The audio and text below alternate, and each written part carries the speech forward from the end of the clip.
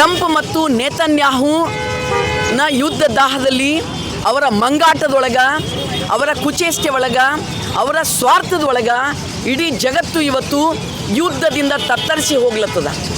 ಇಡೀ ಜನರ ಬದುಕೆ ಸರ್ವನಾಶ ಮಾಡೋ ದಿಕ್ಕಿನೊಳಗೆ ಅವ್ರ ಯೋಜನೆ ಅದ. ಆದರೆ ಜನತೆ ಯಾವತ್ತೂ ಅವ್ರ ಯೋಜನೆ ಯಶಸ್ವಿ ಆಗಲಿಕ್ಕೆ ಬಿಡಲ್ಲ. ಈ ಸರ್ತಿ ಕರ್ನಾಟಕದಲ್ಲಿ ರಂಜಾನ್ ಮತ್ತು ಯುಗಾದಿ ಅಕ್ಕಪಕ್ಕದಲ್ಲೇ ಬಂದವ.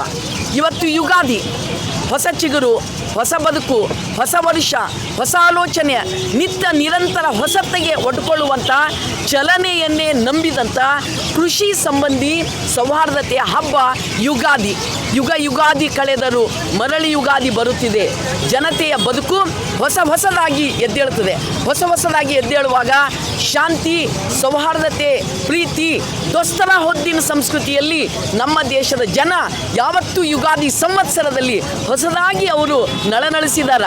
ನಿಮ್ಮ ಯುದ್ಧಕ್ಕೆ, ನಿಮ್ಮ ಕ್ಷಿಪಣಿಗಳಿಗೆ, ನಿಮ್ಮ ಕ್ರೂರತೆಗೆ, ನಿಮ್ಮ ಫ್ಯಾಸಿಸಮ್ಗೆ ಜನತೆ ಹಿಮ್ಮೆಟ್ಟಿಸ್ತಾರೆ ಅಂತನ್ನೋದು ಇವತ್ತು ನಾವು ಹೊಸದಾಗಿ ಯುಗಾದಿಯ ಸಂದರ್ಭದಲ್ಲಿ ಜನತೆ ಸೌಹಾರ್ದತೆಯಾಗಿ ಆಚರಿಸ್ತಾ ಇದ್ದಾರೆ. ಸೊ ಸೌಹಾರ್ದ ಕರ್ನಾಟಕ ಈ ಬಾರಿ ಸೌಹಾರ್ದ ಯುಗಾದಿ ಮತ್ತು ಸೌಹಾರ್ದ ರಂಜಾನ್ ಆಗಿ ಆಚರಿಸ್ತಾ ಇದ್ದೀವಿ.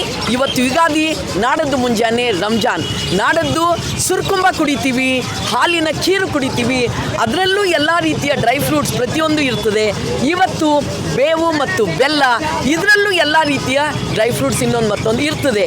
ಇವತ್ತಿನ ಬೇವು ಬೆಲ್ಲ, ನಾಡದ್ದಿನ ಸುರ್ಕುಂಬ, ಸಿರಿನ್ ಕುರ್ಮ, ಇವು ಎರಡೂ ಸಹಿತ ನಮ್ಮ ನಾಡಿನ ದೊಸ್ತರಾ ಹೊದ್ದಿನ ಸಂಸ್ಕೃತಿಯ ಪ್ರತೀಕ.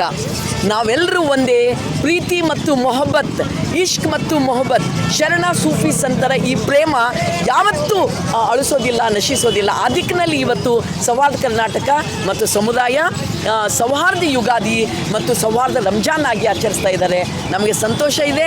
ಇಂಥ ಸಂದರ್ಭದಲ್ಲೂ ನಾಡದಿನ ಹಬ್ಬದ ಕೆಲಸವನ್ನು ಇಟ್ಟುಕೊಂಡು ನಮ್ಮ ಬಾಂಧವರು ಬಂದಿದ್ದಾರೆ. ಈ ಪ್ರೀತಿ ಪ್ರೇಮವನ್ನು ಎತ್ತಿಡಿಯೋಣ ಅನ್ನೋ ಸಲುವಾಗಿ ಇವತ್ತು ಈ ಹಬ್ಬವನ್ನು ಆಚರಿಸ್ತಾ ಇದ್ದೀವಿ.